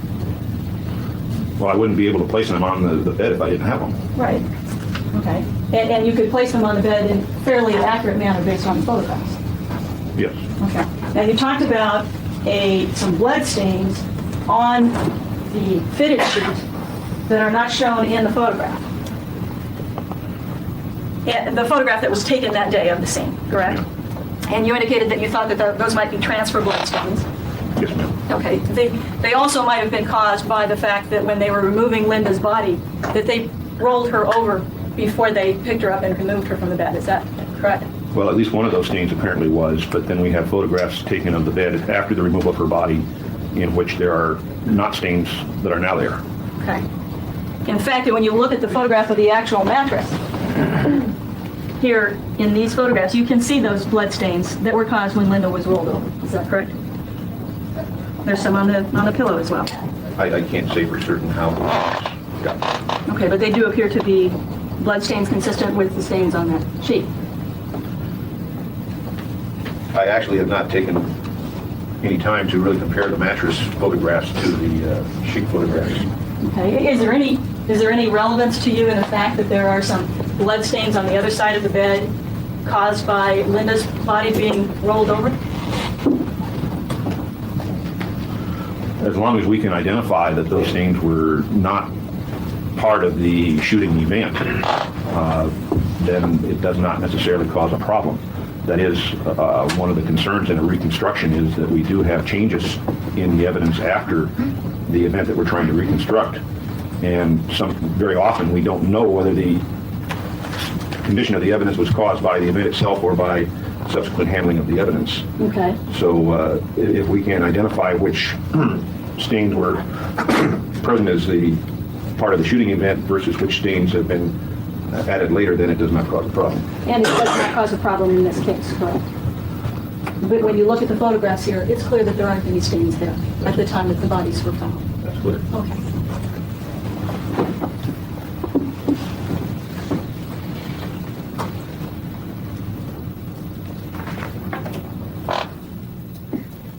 Just out of curiosity, you indicated that you did some swabbing on the bullets that you tested.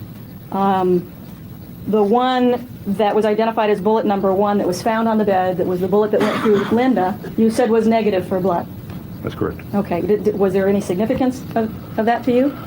I found it mildly surprising that, in my experience, if you have a high-velocity bullet, such as a rifle bullet, generally I do not find blood on the bullet after it's passed through a body. Lower-velocity bullets more frequently do. So I was mildly surprised that I did not find blood on it, but the mere absence of blood did not indicate to me that it was not a bullet that had passed through a body. Okay. And again, I don't know what subsequent handling may have occurred, whether it's been handled a lot of times, and we by also, handling, the blood may have been rubbed off. we also know that the bullet went through a sheet, too, before it was recovered, correct? Yes.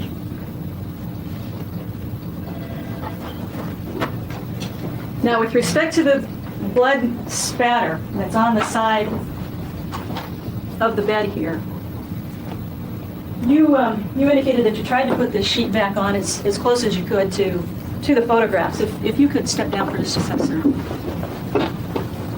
Taking a look at photograph B here, it is fair to say that the fitted sheet is crumpled up a little bit higher than you've got it fitted here. Isn't that correct on the mattress?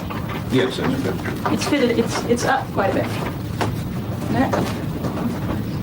And if you do that, if you move this sheet up, obviously it moves the whole sheet over a little bit on the bed.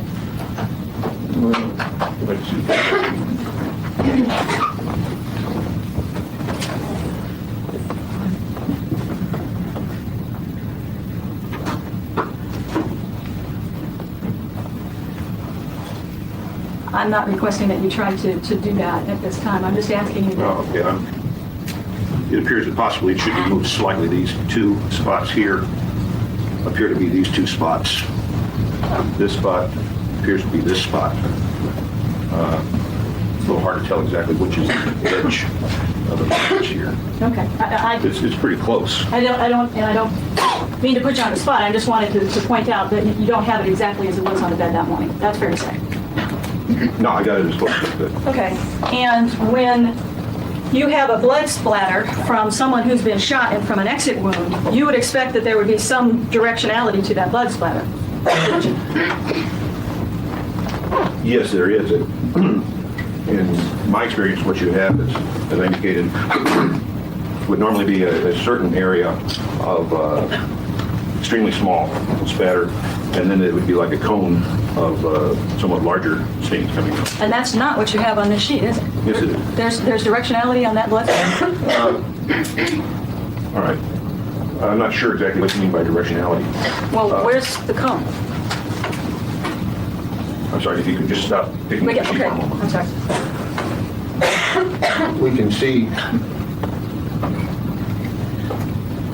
from the photograph that we have the sheet somewhat convoluted here, somewhat like this, and we can see that we have a void pattern in here, which indicates to me that the stain is coming pretty much downward. Can't that also indicate that the sheet was folded and tucked as is shown in photograph B? That's the point I was trying to make, is that because we do have this, I'm sorry, if you're saying that it was actually put together like so, Yes, no, that's not what the photograph shows. it doesn't show that there's some tucks in the way the sheet is. I wouldn't call them tucks, it's somewhat convoluted here, that we have ins and outs. Trying to make a bed together. And we have this relatively heavy stain right here. We have these stains below it, and we have a void in between. If our blood was traveling this way, we wouldn't have this type of void there. Okay, but you indicated that you believe that Dan Broderick was shot on the bed, correct? I'm not sure I said it in that many words. I believe that the origin of this stain is above the level of the mattress and slightly away from the mattress, and How that would you the have- spatter is consistent with what I would find from the exit wound. How would you have Dan Broderick's body then when he was shot in order to get that? I'm not sure I can move the mannequin that way, but it would be somewhat up on his elbow perhaps and leaning over the edge of the bed. But that would get this probe all the way over here. It would in that mannequin, but a body's more flexible than your mannequin. Okay, but we do have an entrance and an exit wound on Dan Broderick that we can line up, don't we? And if you rotate his body over this way, then what you're telling us, aren't you, is that Elizabeth Broderick did shoot from this position, and then she moved to another position, the table's in the way, to get Dan. Possibly if I could. I believe I'm more flexible than the mannequin. I would think that Mr. Broderick was also more flexible than the mannequin. That if we take the entrance wound about here and the exit wound about here, I can lean something like this, bending my back so that the point of entry can be, or the gun can be over there, causing this wound through my body, where the exit wound would be slightly over the edge of the bed. So are you saying that Dan Broderick was all the way down here on the bed? No, ma'am. Feet off the bed? Well, how do you line up this splatter then with this exit wound? By bending the body. Okay. Okay, so he's on the bed in some position you're indicating, and you believe that this splatter is the splatter from the exit wound. I believe it is consistent with an exit wound spatter. I believe it is entirely consistent with the evidence that his body can be leaning over the edge of the bed such that the exit wound will be in approximately this position. And how do you explain the splatter that gets way down here Batter. on the sheet? Let me have a photograph again.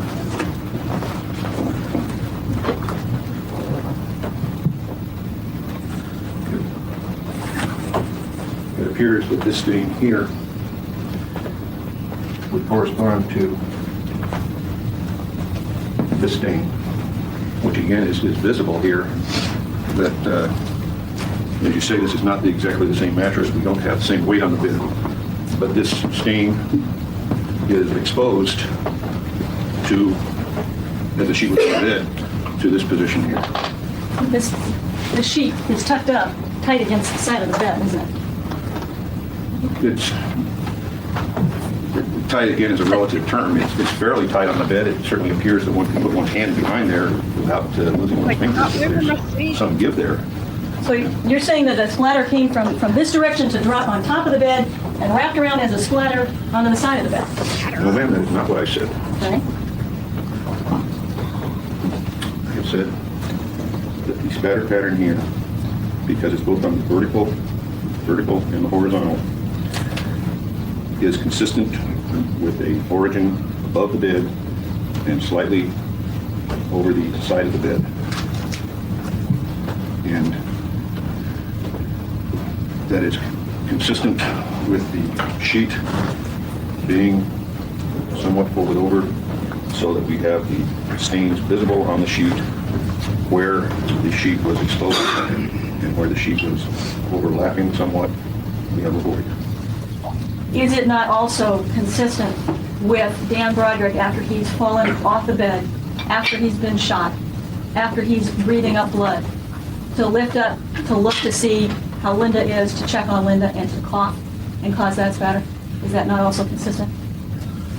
Again, in my experience, where we have coughing blood, we have some relatively large stains which are missing here. I can't rule it out completely.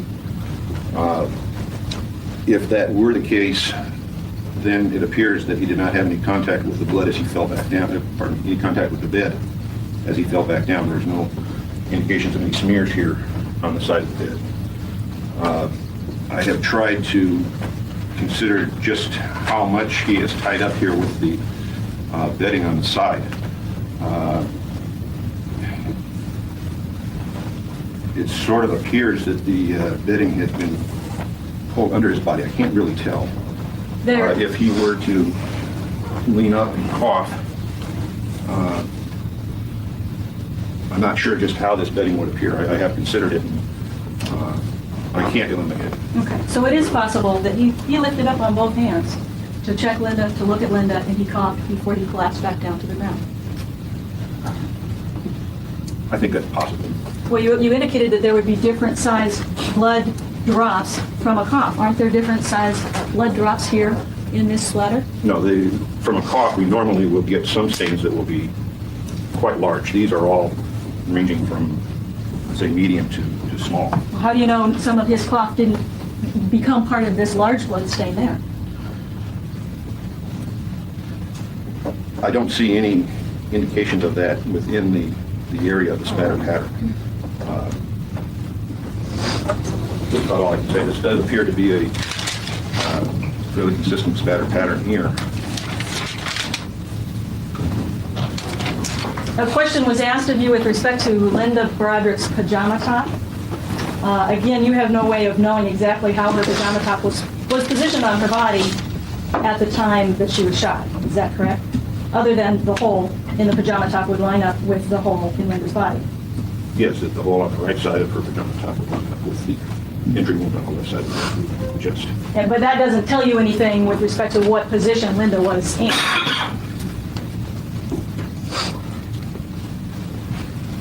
No, that just tells us the position of the pajama top relative to her body at the time of the shot.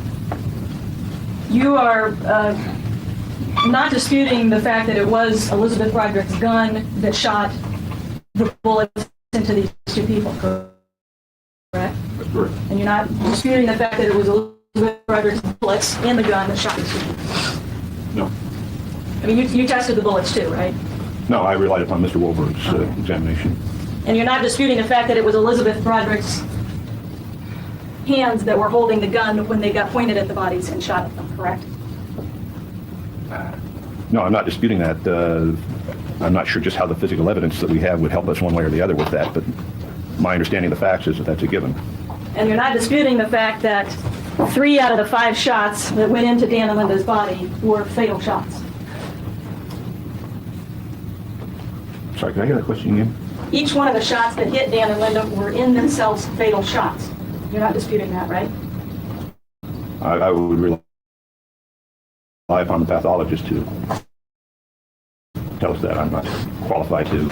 That certainly they shot into Dan, and Linda Broderick was deceased, so I have no further questions.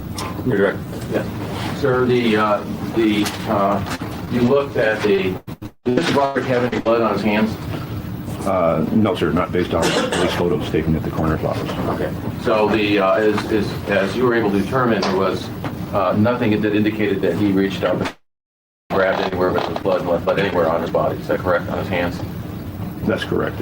Actually, that was another possible scenario I had considered, is that after he shot, he grabbed his chest to cover that spatter pattern, and that was contrary to the absence of blood on the hands. Okay. Now, when you mentioned that the mannequins are not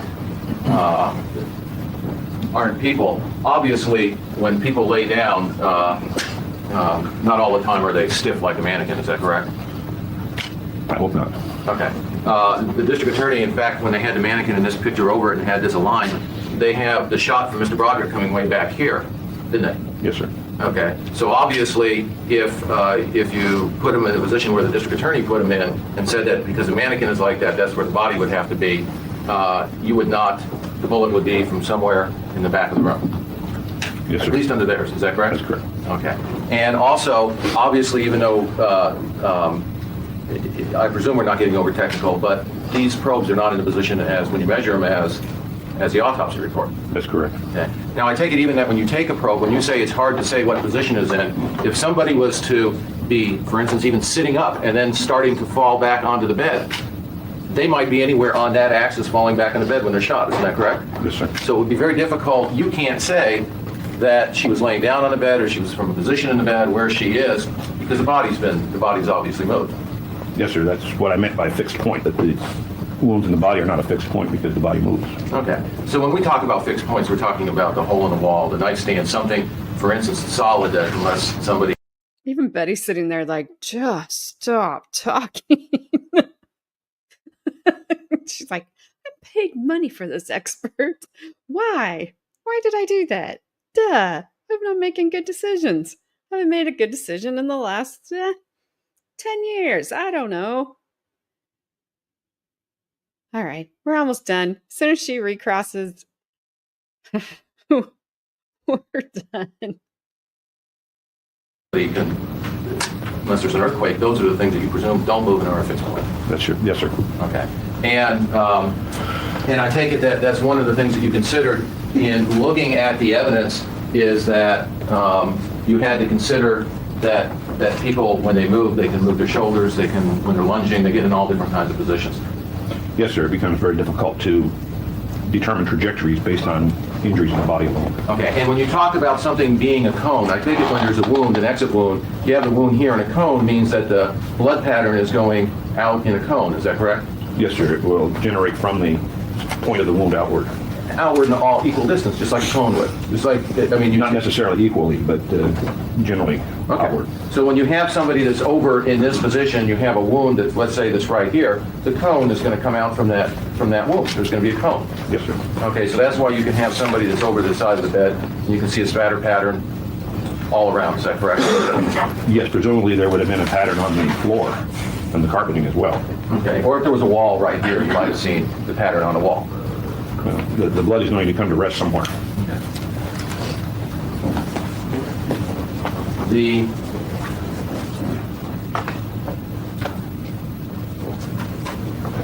I have no further questions. Rick Ross? Well, there is problems with using mannequins, but we know that nobody sits up like this, correct? If she was going to sit up, she'd sit up like this, and that bullet would not go into that bed. Well, she couldn't sit up like that either because she wouldn't be supported. If you're lying down on the bed and you sit up in any way, that bullet's going to go this direction. That's not going to go down into the bed. I think there's quite a few positions that body could be in. Are you saying one of them is sitting up off the bed? Yes, could be. Can you show us how she'd be sitting up off the bed and that bullet would go into that hole? Would you like me to sit on the floor and demonstrate, or? Yes. I don't know that I can do it with a mannequin. Okay. Are you saying that you believe she was sitting up when she was shot? No, I'm not saying that. Okay, you believe she was lying on the bed? I think most probably she was lying on the bed. I have a question. Further question. Shirley? Witness case is? Yes, sir. Well, thank you, Mr. Bell. Thank you. Wow. I don't know what we just watched. It's like, yes, those are boobies. Don't be immature about it. I won't be here to tell you to stop it. I'm telling you right now, stop it. Also, it's apparently Halloween there because Gabby asked why there was a little pumpkin. Gabby loves pumpkins. Um, and she asked why the court reporter had a pumpkin on her desk. Well, the little court reporter is also wearing pumpkin earrings today, if you didn't already notice. All right. Well, yay for us. We made it through half of the first day of the defense. I guess it's only going to get better from here. I guess. Has to. This was horrible. Betty's falling asleep. Or she's she's got buyer's remorse for this expert. He's probably very good at what he does, but he's not a good expert for her. Not in this instance. Like, okay, all right. And the sheets. I mean, he's like, stop touching my sheets. Can you imagine? He's making the bed in the morning. His wife's trying to help him. Stop touching my sheets. He's got the ruler out there as a picture. This is what they looked like yesterday. All right, I know. Anyways, I don't think I have anything else. So tomorrow, I'm trying to figure out scheduling with Valo because if Lori, why do you make everybody's life so difficult? Like I said, if you guys want to watch Valo, I can cover the afternoon of Valo. It doesn't matter to me. But if I'm not going to cover Valo and we're going to continue on with Betty, then I might start a little bit later to give Valo time to end for the day because some of you are going to watch Valo, and that's completely fine and understandable. But I also want to give you a chance to watch Betty. 2 crazies are better than 1. And why not have double the fun, especially on a Tuesday or Wednesday or Thursday, not Friday. Nope. So I will wait to see what you guys say in the comments. We'll figure out what we're going to do. We will do something tomorrow. So I will be here one way or another. That's all I got for that. We will finish this day out. And then once this day is over, we go into Betty. Not literally, but we go to her testimony, and that ought to be fun. And it's going to take us a little bit, I think. I have to see how long each clip is. That they have it separated into 12 parts. So I need to see, I don't know if we'll be able to double up any of those or not. So we have that. Also, the other thing, I don't know what is going on, if there's a problem in StreamYard, because I'm not even like, I'm recording this, right? And I'm still getting a little bit of issues in StreamYard. I've only had a couple, but I don't know what's happening. My son and I, mostly my son, because I was watching his daughter, we're trying to figure out what the issue is, where it is, if it's on our end, if it's on their end. We are trying to figure things out. So also, I will tell you this, if me pre-recording these is better quality than me trying to do it live, until we get it figured out, I may do that anyway, because all these buffering issues are getting on my nerves, and I'm sure they're getting on your nerves. I don't like it. I don't like that the quality is like that at all, because that's not what I'm trying to do. So we're going to have to see. We'll see how this plays. Who knows? Hopefully it goes off without a hitch, except for the couple of hiccups I saw. Since it wasn't going to YouTube, I don't know that you guys will see them. I'm not sure. I'm sure one of you will tell me if you do, though. Not mentioning any names. Yeah, I'm talking about you, Flesh fan. Can't say I'm muted, and you can't say I'm frozen, because I will not see you say that. And I wasn't. I might have been frozen, but I wasn't muted. All right, I'm going to attempt, because by the time this ends for you guys, Grandma's house will be starting, I believe, Disney trivia. I'm going to attempt to set this up to redirect you guys over there after this is over. So if you guys could at least just give Grandma a hello, I would appreciate it. Grandma is great. She does a lot of good stuff, especially for the kids, gives them a place to go. So she deserves a lot of support. And so if you could just say hi to her, I would appreciate that. So I feel weird saying thanks for hanging out when I wasn't hanging out with you literally, figuratively.